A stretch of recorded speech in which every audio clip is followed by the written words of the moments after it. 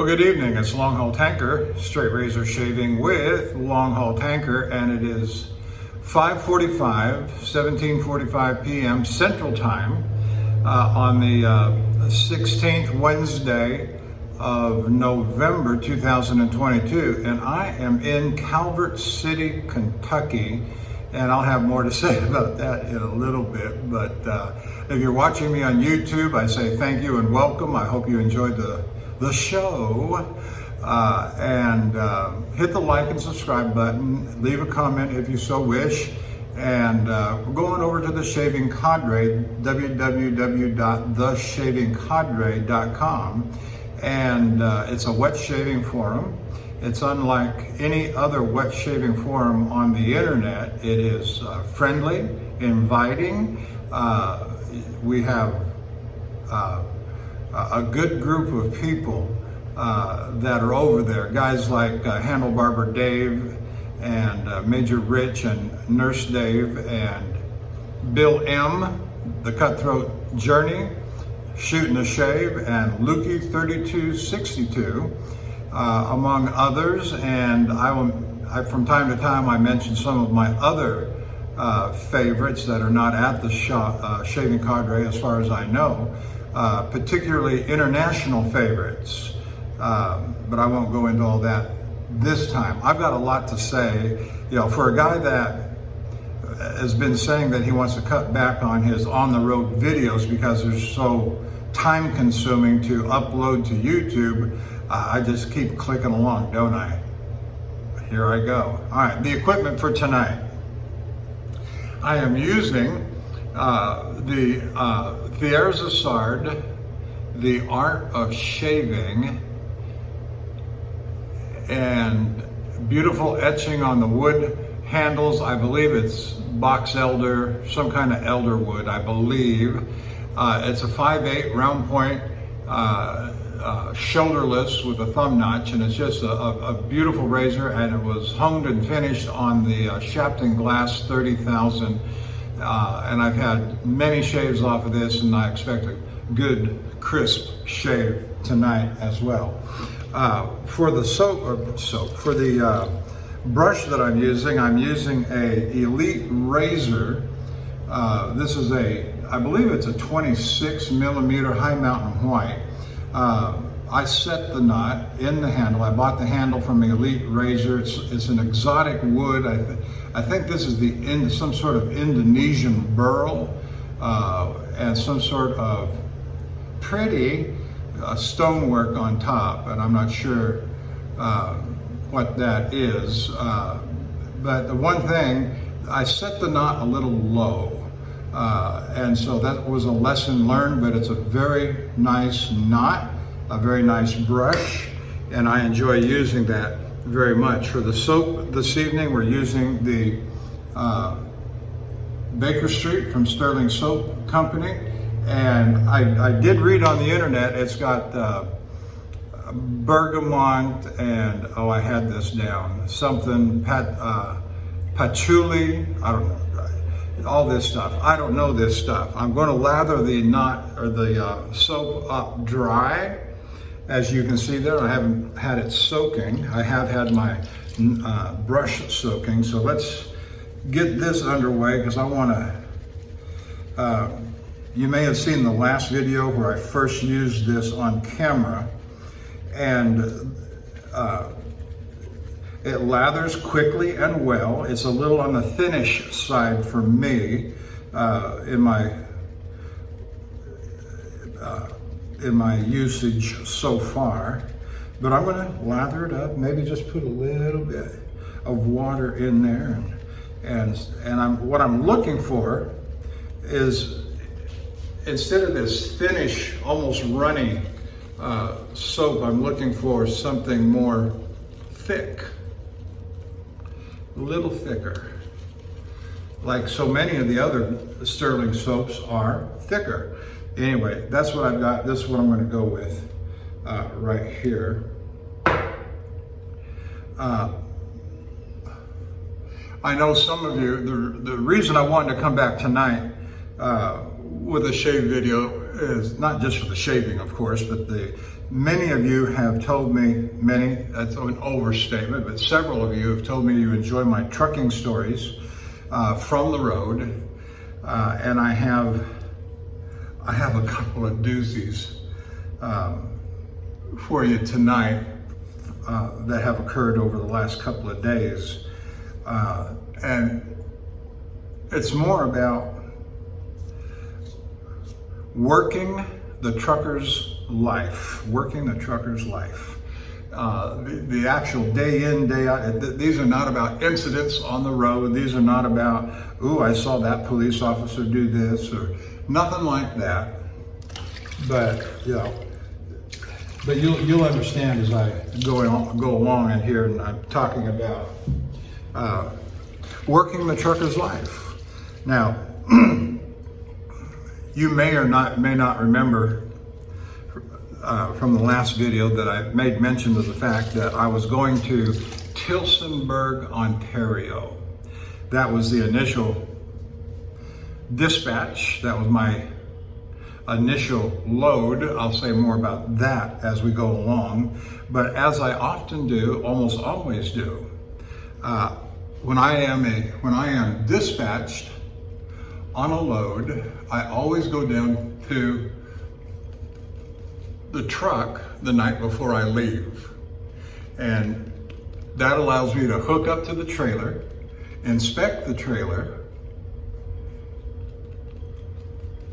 take care of any deficiencies, corrections on the trailer, and then I hit the sack and go to bed and get anywhere from 5 to 6, 7 hours sleep before I actually get up and go. And I usually get up early when I go down to the yard like that. The night before, I get up early, somewhere around 4:30, and I want to be driving by around 5 o'clock so I can get out of Houston traffic fairly easily. But we had issues. Now, I have said many a time, and I sometimes tease about this, I'm not a mechanic, and I don't want to be a mechanic. Some people say you can't be a truck driver without being a diesel mechanic. Well, maybe an owner-operator, and I understand that. But a company driver that has access to on-the-road breakdown services, make a phone call, they dispatch somebody out to come take care of whatever my problem is. Yeah, we work through it, and if it's something that the shop manager can walk me through and fix easily, I say, easily, that's fine. But, don't tell me to get my, hands dirty to get the wrenches out and start cranking wrenches. That's not what I do. I drive a truck. Some will say I'm just nothing more than a steering wheel holder. Okay, fine, whatever makes you feel better. And I won't go into all of that. Actually, that's not too bad. I need to stop losing all my leather. It goes flying away. Anyway, so when dispatch calls me to give me a load, they'll say, you want to go to Tillsonburg, Ontario? And I say, sure, I've been there before, love it, easy peasy, in and out, no work, sit in the cab while the operator at the plant unloads the trailer. And let me tell you, a truck driver loves sitting in the truck, not having to do any real work. Like staying awake for 11 hours a shift doesn't take effort and concentration driving, but that's how it goes sometimes. So I'll say, they'll say, you want to go to Tillsonburg? Now, if this was a new load or a place I'd never been to before, which I don't get a lot of those, I'll say, how many miles is it? And they'll say, it's 15. It's 1,800 miles. or whatever the number is. Where is it? Where is Tillsonburg? I don't know where Tillsonburg. Well, it's not far from London, Ontario. Oh, okay. Well, immediately I'm thinking, all right, I need to be at the Flying J in London, Ontario the night before delivery. And I know it takes 3 days, or the better part of 3 days, to get there. I know that. Oh, okay. So do I load it? Or are you sending a preloader to load it and bring it back to the yard? Which 95% of the case anymore, that's what the young guys want, to stay close to home, and they need something to do. And so the company made the conscious decision to use preloaders to go load the trailers at the chemical plants in and around Houston. And then let guys like me, and there's not a lot at our company, guys like me, out of 200 drivers, we may have 20 or 30 that really like going the long distances and being out the long time.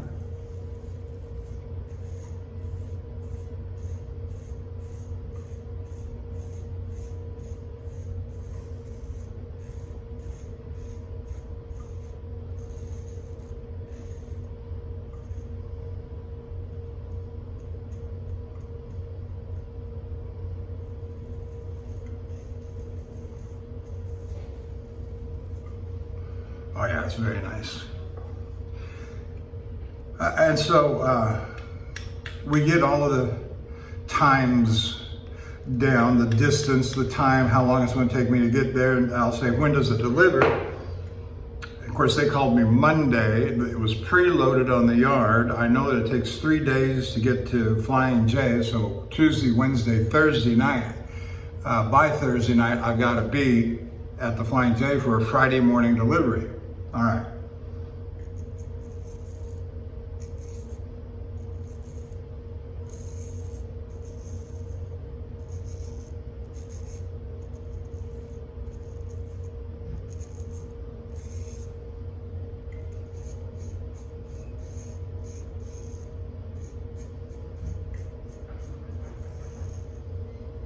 And so I as I say, go down the night before. And I usually get to I leave the house at 7. This time I happened to leave at 5, the house, because I wanted to do a night shave when I got to the yard.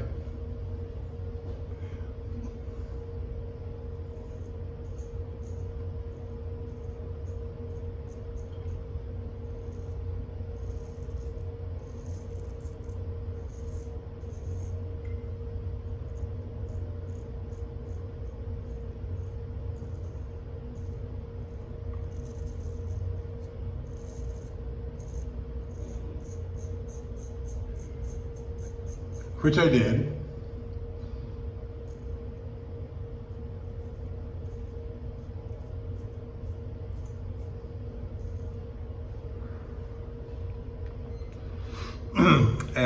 But nonetheless, I got the paperwork, I got the trailer number, I took the tractor and hooked up to the trailer, and I'm doing my pre-trip inspection, doing my walk-arounds.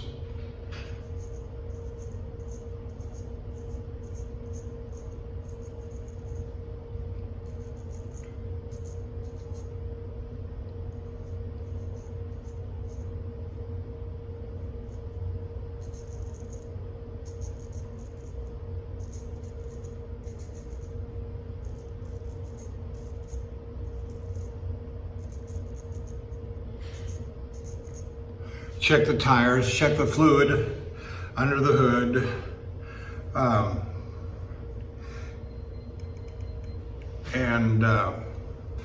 All of that was done, everything's working fine, and I get back in the tractor, and because it's an in-transit heat load, I've got to make sure that the trailer is full of antifreeze, and the only way to do that is to pull the trailer out of the slot, around to the shop, and hook up some equipment that will check to see if the trailer is full of antifreeze.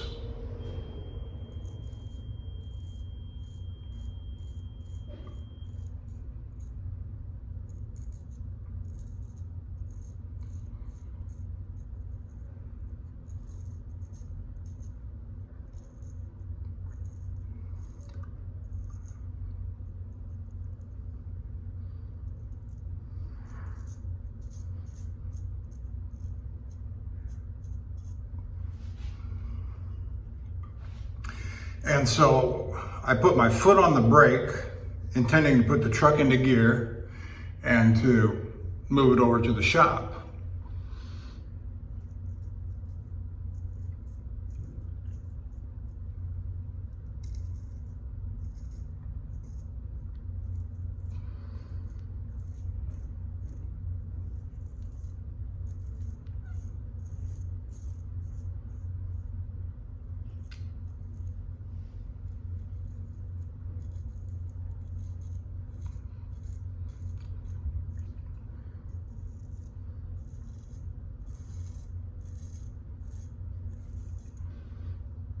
And as soon as I put my foot on the brake, I hear this loud hissing sound. Air is escaping from somewhere. And that don't sound right. That don't sound good.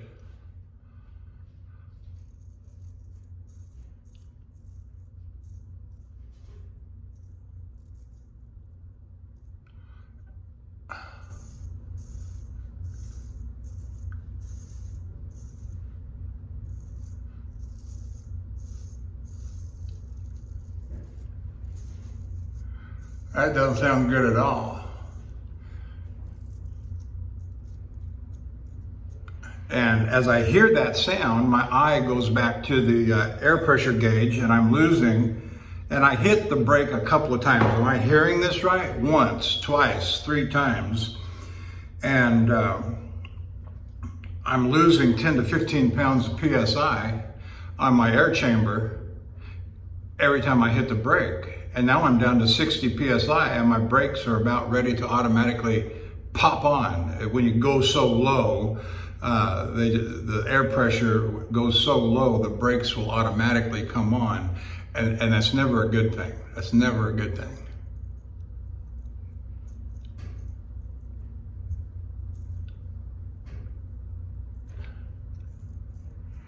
And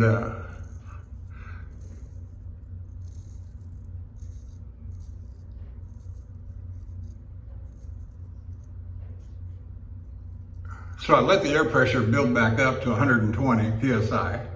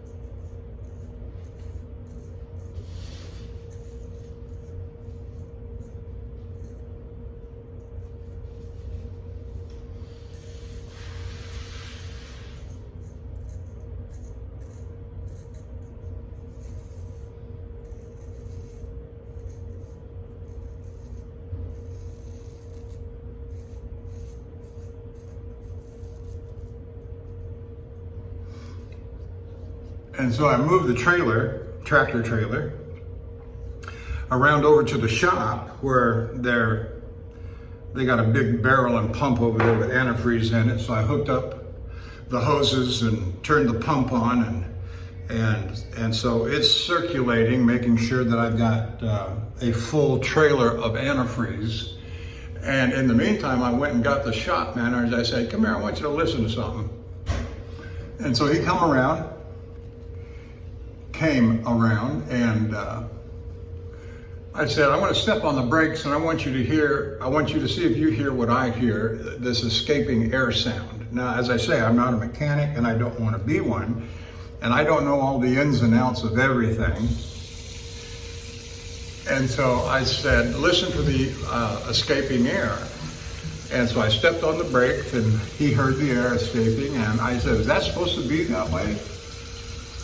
He said, "Well, I'm not sure. I said, "Well, my air pressure is dropping by 10 to 15 PSI every time I step on the brake. And I step on it 3 or 4 times, and those brakes are going to pop and engage, and I'll be stuck. He said, well, is it building back up there after you take your foot off? And I said, yes, it is. That's true. But it's not supposed to do that, is it? And like he said, well, I'm not sure, you know, but I think you'll be all right.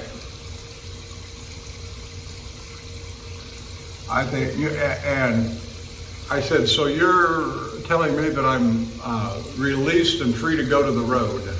He said, I'm free to go to the road. And he said, yes.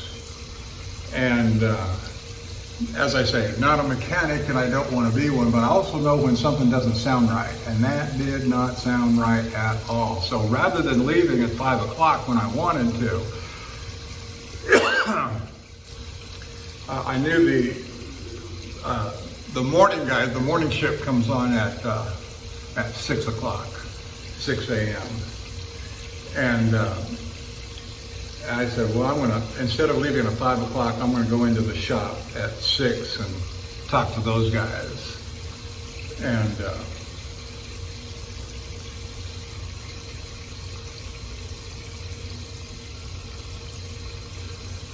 And I did, and I went in and I just simply said, you know, and the shop foreman, he's been there for so many years, and he's been my primary go-to guy. When I've got a question, whether I'm on the road, I'll call him. If I'm still on the yard, I'll go in and talk to him when I go out or when I come in. And there were three of the fellas that I knew fairly well from over the years. All 3 of those guys have been there a fairly lengthy time. And so I asked them, I said, I got a question. I said, true or false? Anytime I step on the brake pedal and I hear air escaping, I've got a problem.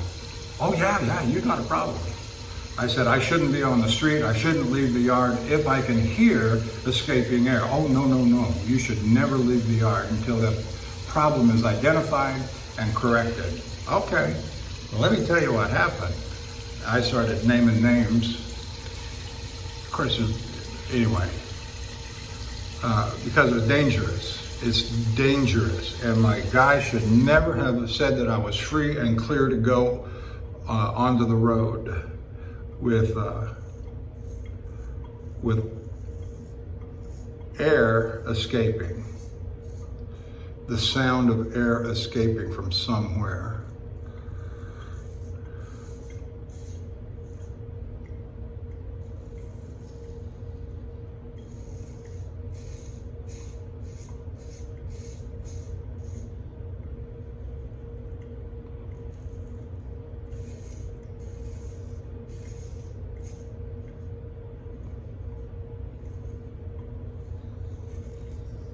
And so as soon as I said I had a problem, the shop foreman, my primary guy, he says, yeah, back it into bay number 5 and we'll get so-and-so to jump on that and take a look at it.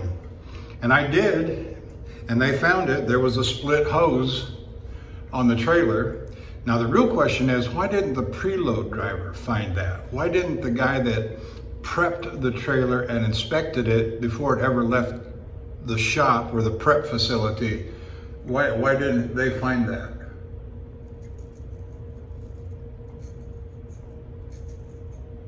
But rather leaves it to me, somebody who barely knows up from down about mechanics, but rather just enough to ask stupid questions. Hey, does that sound right?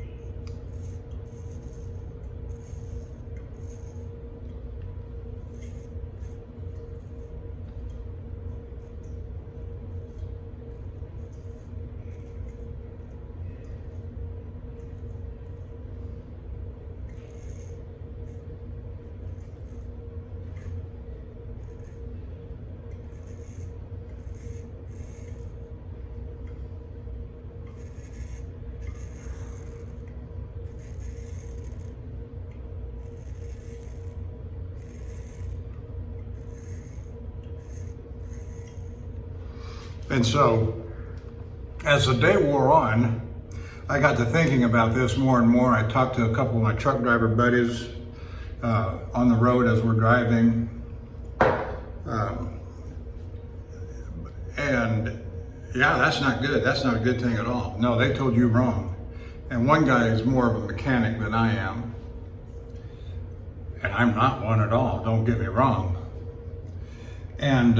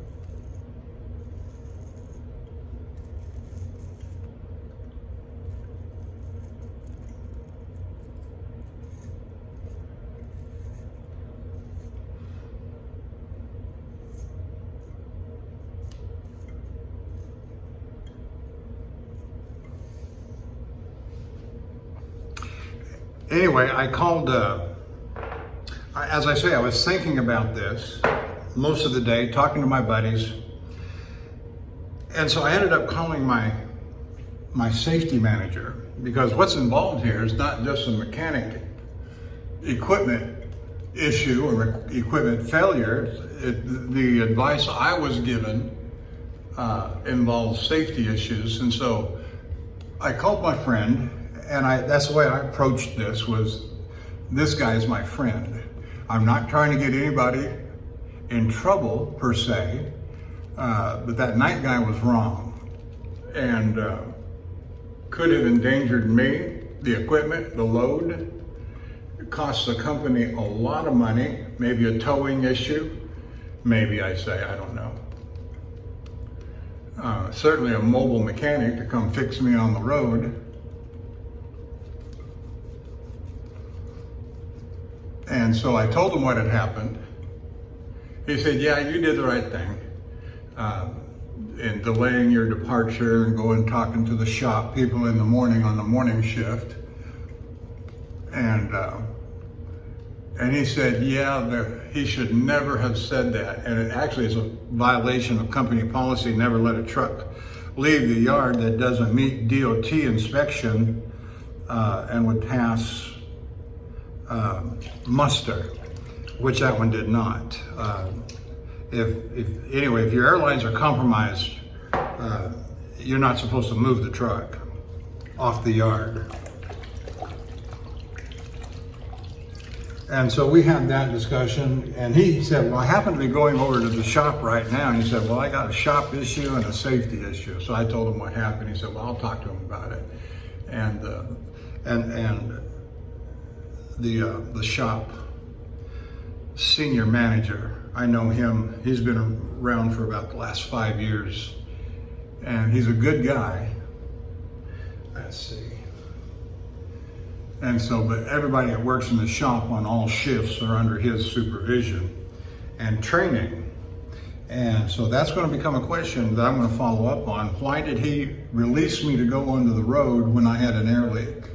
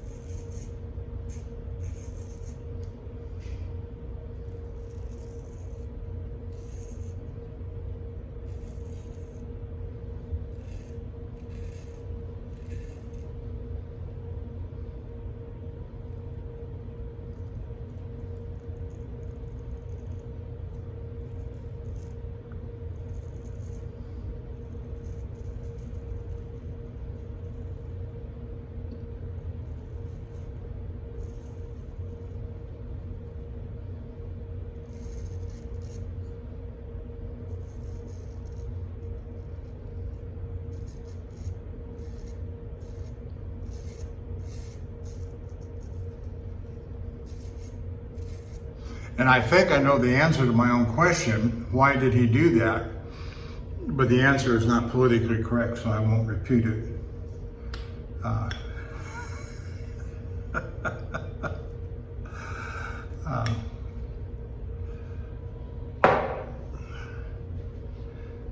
I won't repeat it here, but the story gets better. Moving on to a different element, not the same story, but another story.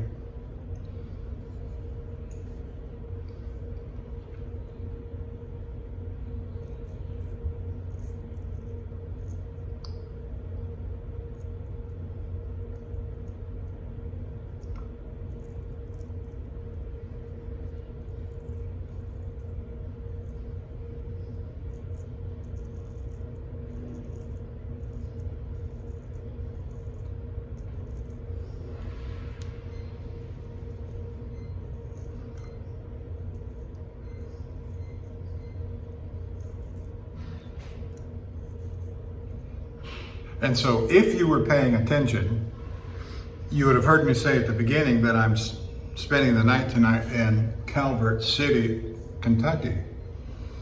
And you might be asking yourself, well, that's not on the way to London, Ontario. And it's not. I fully expected to be in Angola, Indiana, or Marshall, Michigan tonight. Both of those have Lowe's truck stops. And they're about an hour apart, so it just would have depended upon how much time I had to get to one or the other, Angola first or Marshall second. And I'm coming up, I spent the night last night in Jonesboro, Arkansas. I got over on I-55 at Blytheville, Arkansas. I-55 north to the I-57 split in Missouri, and to I-70 at Effingham, and I got a call as I was on my way toward Effingham.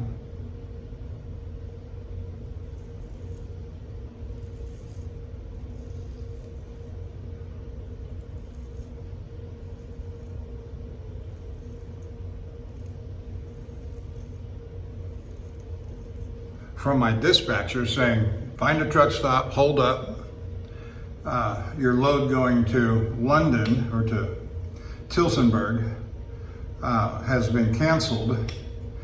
Nothing unusual about that, having a load canceled while you're en route. But they said that from our company, all trucks going to Canada have been grounded, essentially grounded. And I asked the question, why? And he said he didn't know, but in my case, he said the plant had been closed. And I said, what does that mean?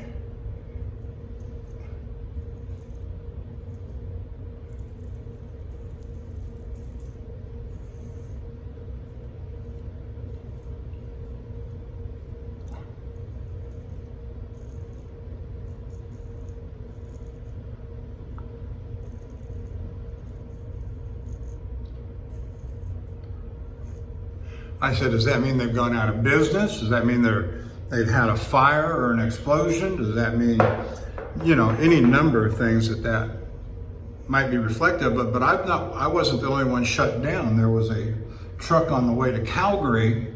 He happened to be in Wyoming this afternoon. And I was told that he was ordered to shut down as well. Well, okay, whatever you say. And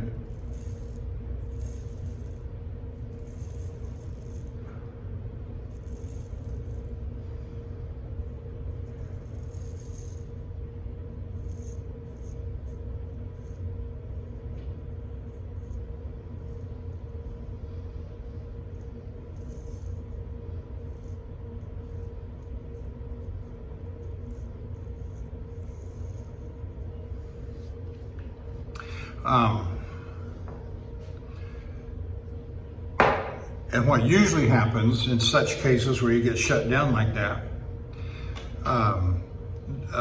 they're either going to recall you and bring the loaded trailer back to Houston, or they're going to redirect you somewhere else that will take the same product. And remember, we service all the big name. If I said them, you'd know them immediately. The big name chemical plants in and around Houston, all throughout the Gulf Coast region, all the way over. I mean, I've gone as far over as Baton Rouge before to go get loaded. Not recently, but I have done it. But, and so I got the call. They said, said, start making your way over toward Pulaski, Tennessee. Okay. I said, you got an address? And he said, not yet. And so they initially, now one thing I cannot do, and I've never been able to do it well, and that is to drive a truck, focus and concentrate on traffic, even barely hold a conversation on the telephone.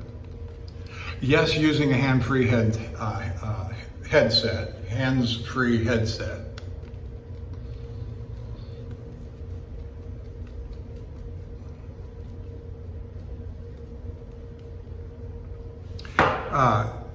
What I've not been able to do well is to do all the things that a truck driver does when he's driving and plan out a trip in your head at the same time. He kept trying to tell me, well, it's about 450 miles from where you're at, and I said, tell them I'll have it there Friday morning.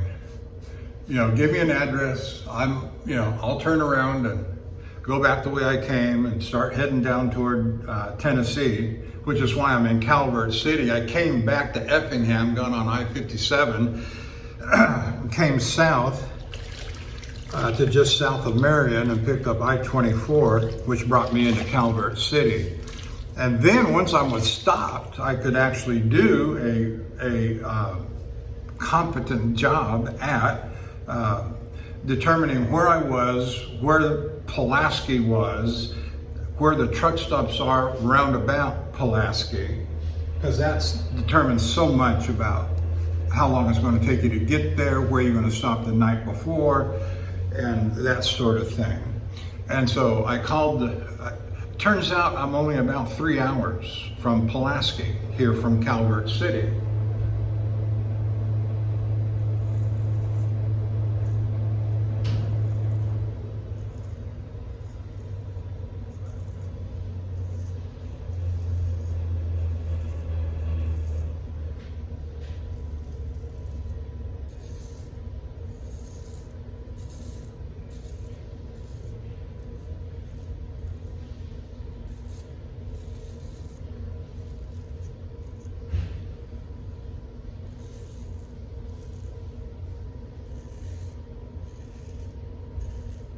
I needed to consult my Rand McNally GPS with truck stops, and it gives me all the road restrictions that a truck has to follow, and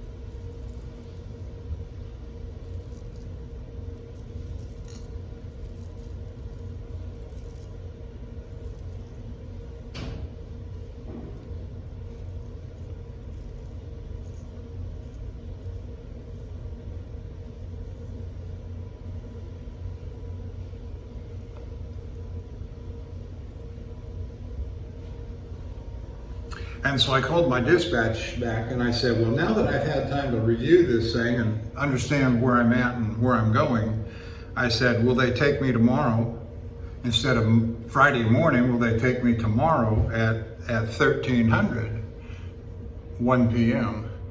That'll give me time to drive the 3 hours to get over there, get unloaded, and hit a truck stop. There's 2 or 3 truck stops nearby.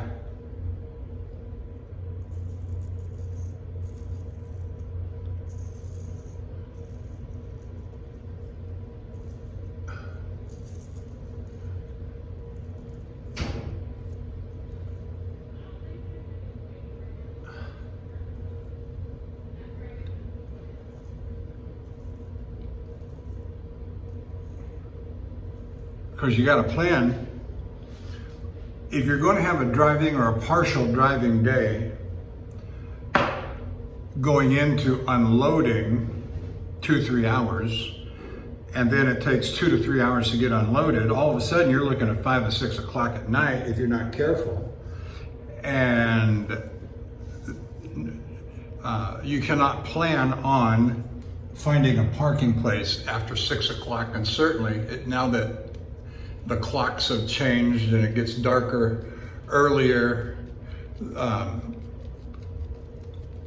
got into Jonesboro last night after 6 o'clock and it was dark. Luckily there were 3 or 4 spots open, and so I was able to find a parking place, but that's what you call low percentage game. I don't want to play low percentage game. I want to go into a truck stop at a time of day, having driven a full day, with a high percentage, greater than 60%. So you figure it out. You know, when is a truck stop only 40% full? Well, you know, about 3 o'clock. Well, what time do I have to start driving in the morning to get to a truck stop that I have a reasonable chance that it's going to be 60% empty? Well, you got to get, 3:30, 4 o'clock in the morning, so, or 5 o'clock. But you got to get driving early and finish early to have a high percentage of finding a place to park. So if I go in there, get unloaded at 1 o'clock, having driven 2 or 3 hours to get there, and they take 2 or 3 hours to unload me,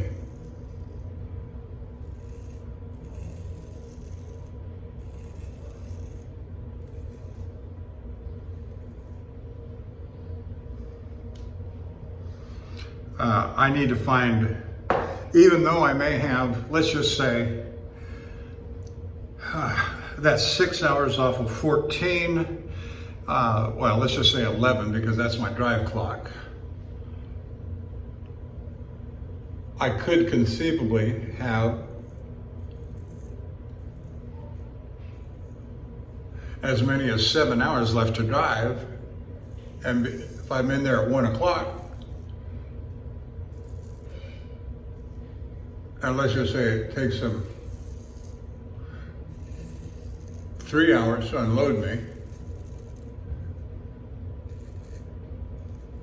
I'm out at 4 o'clock, and the sky is starting to turn dusk. It'll be dark by 5 o'clock.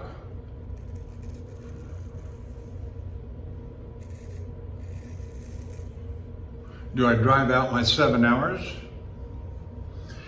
Or do I hot-foot it to a truck stop as quick as I can and pull up for the night? Well, the latter, of course.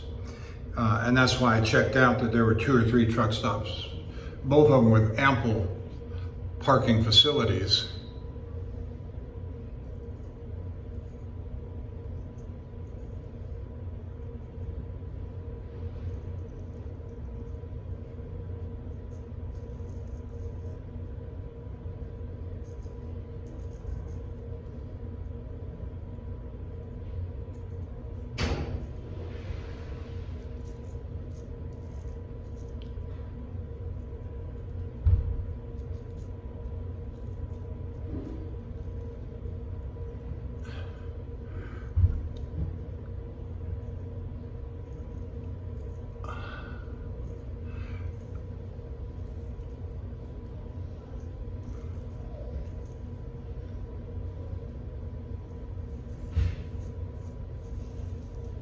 And so when I got here and parked, I called my dispatch and I said, hey, now that I have had a chance to review this, will they take me at 1 o'clock tomorrow afternoon? So they sent off an email. Everything's done by email. They probably won't hear anything, but I will go ahead and make my plans to get up and get going in the morning so that I am in proximity, by 12 noon. There's a Love's truck stop at Columbia. There's a Pilot 11 miles from my delivery point. So I've got some options. The Love's is at about 30 miles and the Pilot is 11 miles.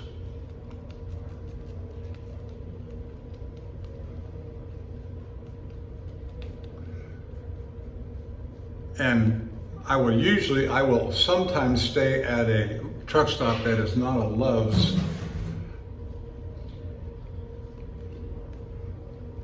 if there's just nothing else around. And so I will make my plans to go to that Love's at Columbia, Tennessee.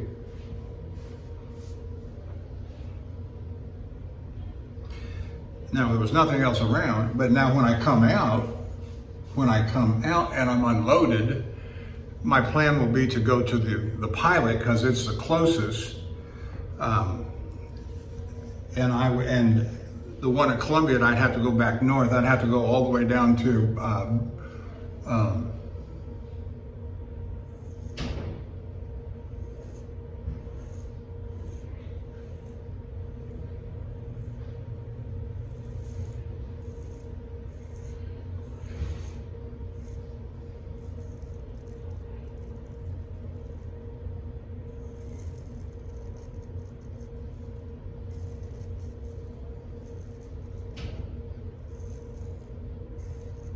I'd have to go all the way down to Chattanooga to find the closest.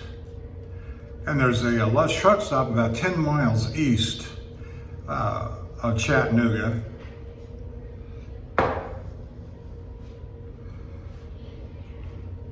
And it's 10 miles out of route. Let me add that. It's 10 miles out of route. And so the question then is, would you go out of route? I'd say this to my truck drivers all the time, buddies all the time, and I'll say, would you go out of route to go to a truck stop that has 130 parking places versus hoping to find one at a truck stop that has 80 parking places by not going out of route? Well, I'm gonna go to the one that's in route first.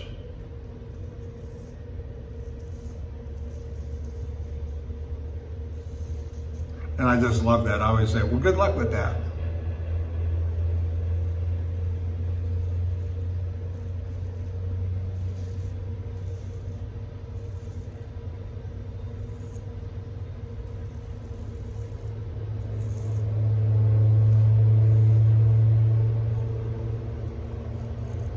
I'll do that all day long. I have identified numerous truck stops outside of across this country, outside of my normal routing, that are oftentimes much better than the ones that are in my routing by as much as 10 and 15 miles. Would I go there instead of over here? Well, yeah, because I might not get one over there.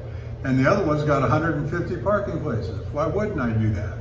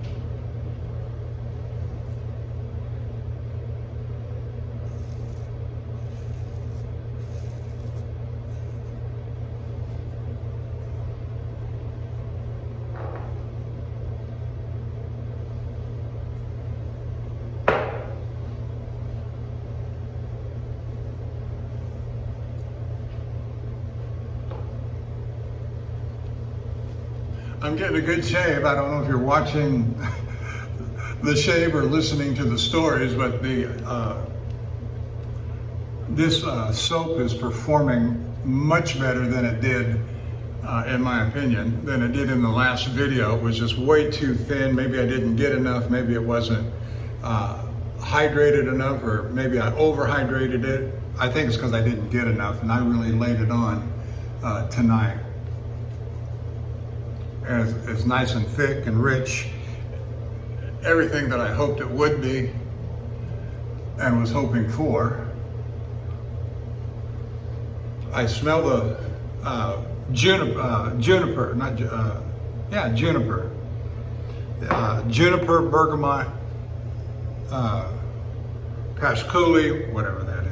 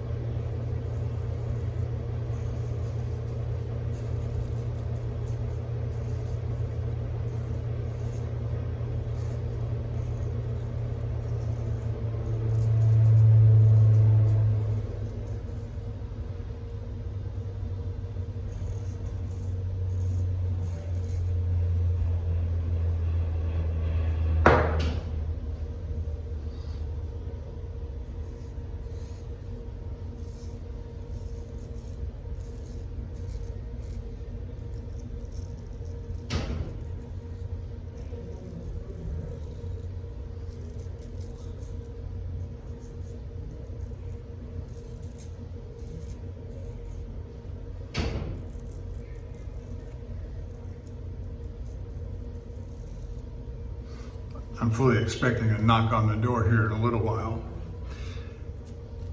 Yeah, we're at 53 minutes. We won't be much longer. Well, I am going to do a head shave. No sense in stopping the camera while it's rolling. But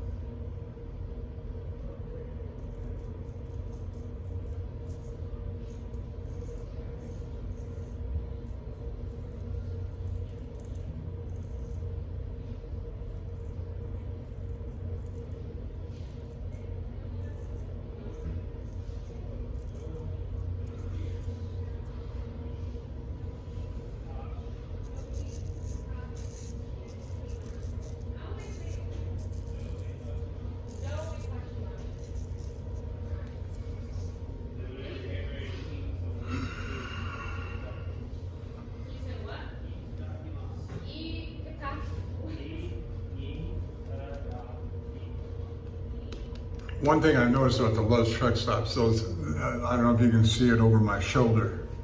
No, you can't.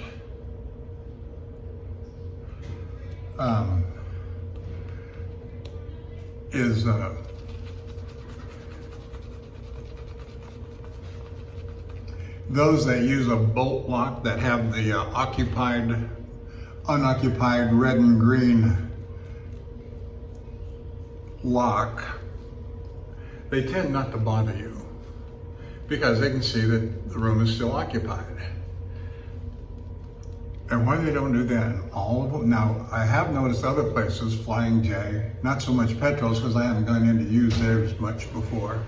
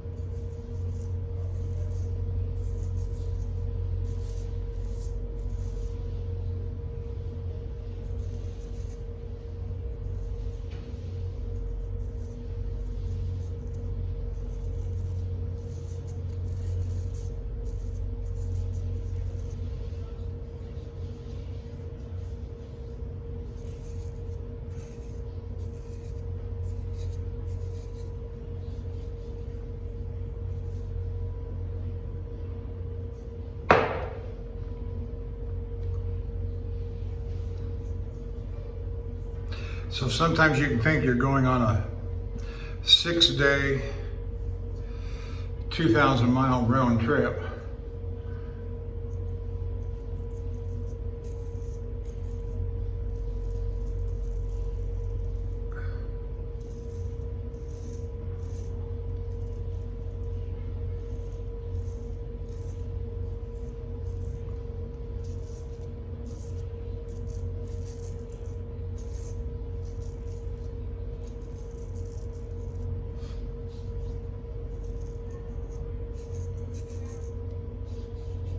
When they called me with the potential, when they told me to shut down,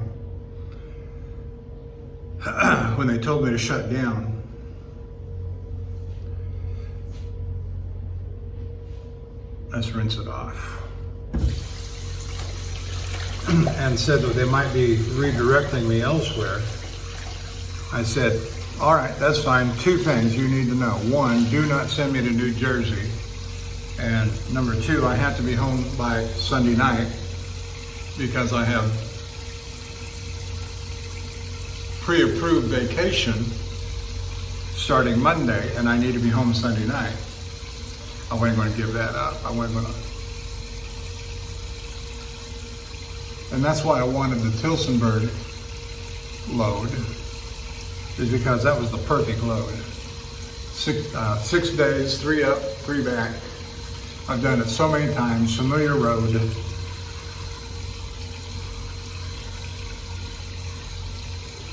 And I knew it was easy peasy unloading, that they did all the work, and so that just suited me just fine.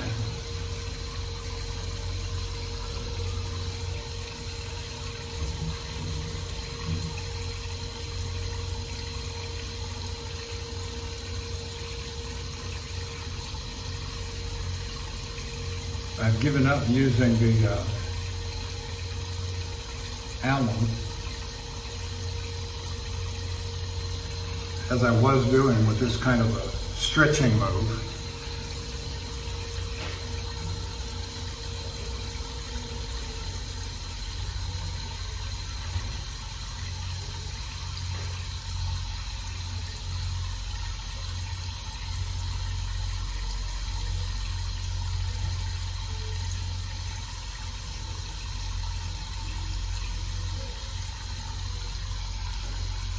Because it stained my Count Engelbert on the back side of the blade.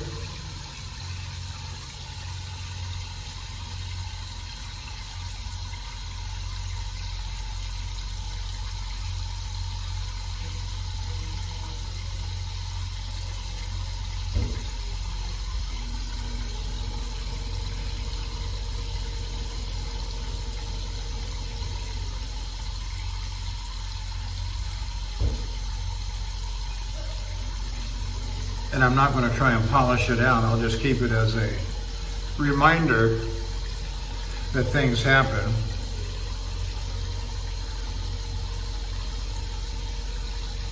Oh, that's just beautiful, beautiful. All right.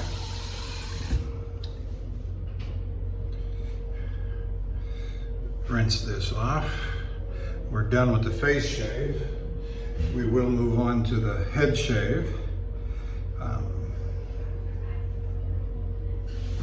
So we use the Art of Shaving Thiers Issard Art of Shaving, beautiful razor, engraved or etched box elder or something.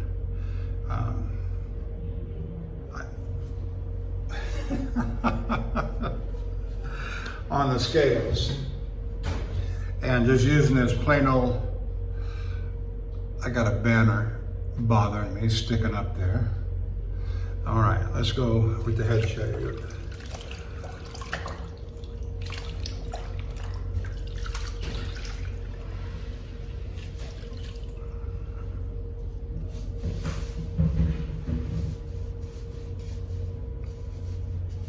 So I have a newfound appreciation for the soap tonight. Sandpiper. Is that right? No, Baker Street, sorry. Baker Street.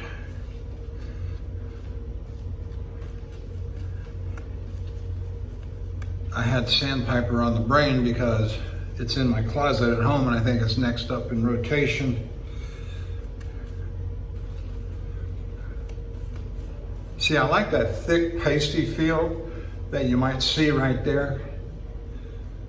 And then you can cut that down and moisturize it, hydrate it if you prefer.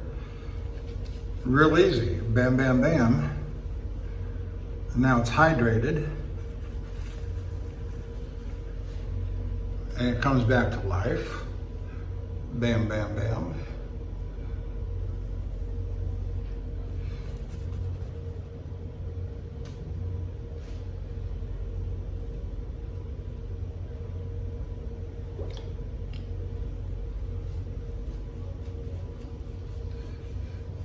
I did use my clippers tonight and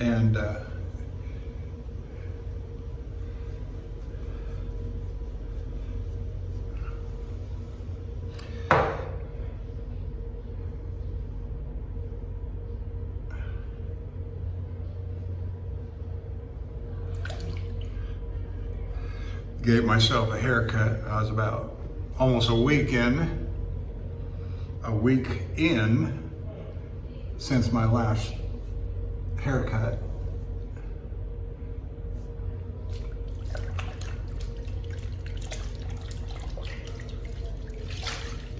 And for me, a haircut is just taking my clippers and my shears and just buzzing it all down. It's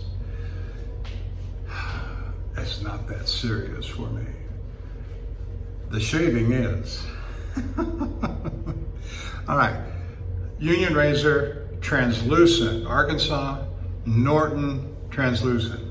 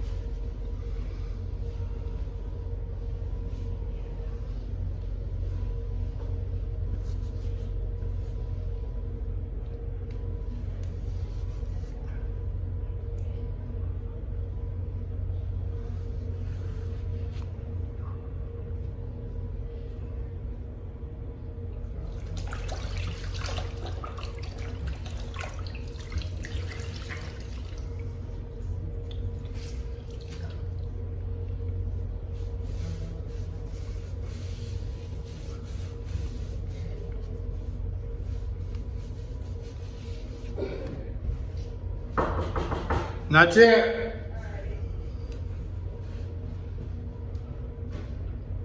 I knew it.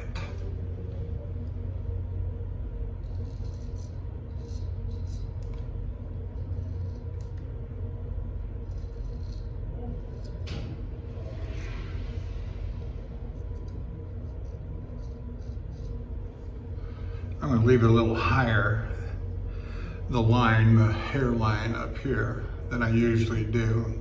We can always bring it down later.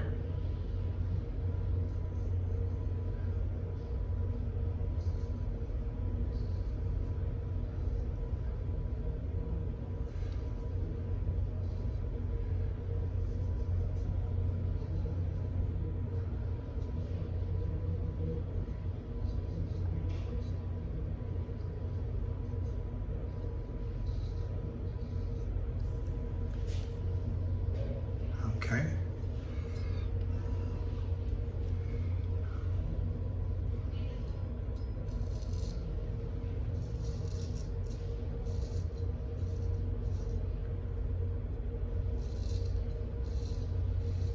And as I've said many a time, it's just hard to see when it's freshly cut or clippered.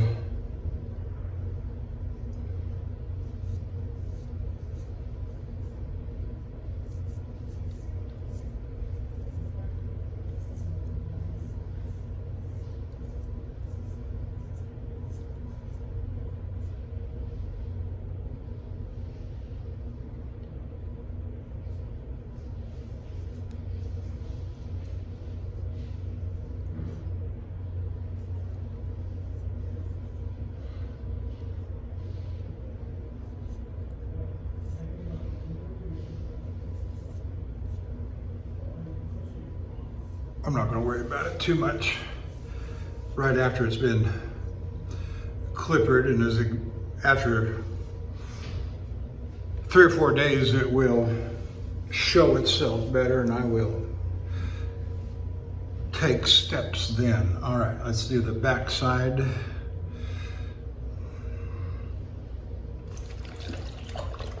And we will be done. Running a little long, but I had stories to tell, and those of you that appreciate, the life of a truck driver on the road and listening to the stories of how things happen, good decisions, bad decisions, crazy decisions, and here I am, I'm just doing what I love.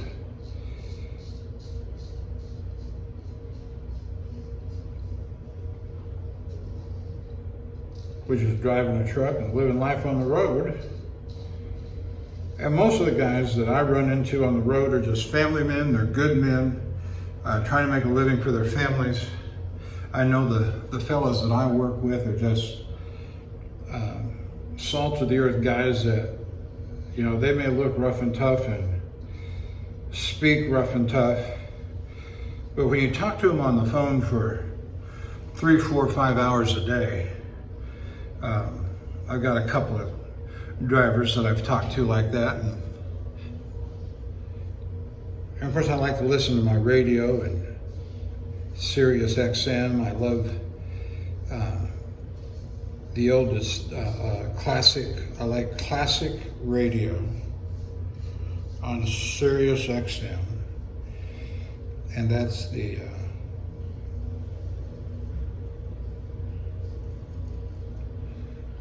all the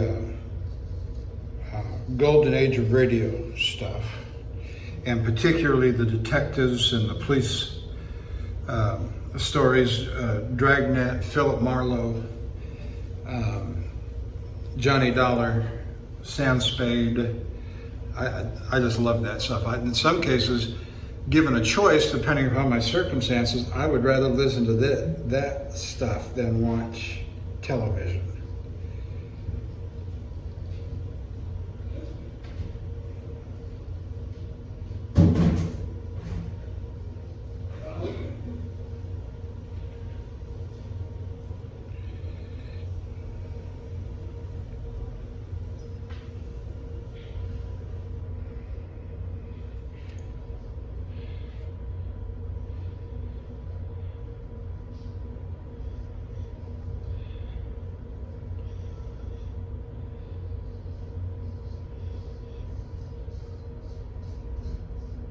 Just cleaning up the back of my neck.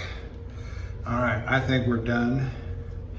And I want to thank you for sticking with me this long and watching the head shave and the face shave and the Thiers, Issard artist shaving, and the Elite razor brush, and the Baker Street Stirling soap company. And so that's the equipment that I've used. And thank you for staying with me. Go over to the Shaving Cadre. And with that, I'm going to say good night, and I will see you down the road.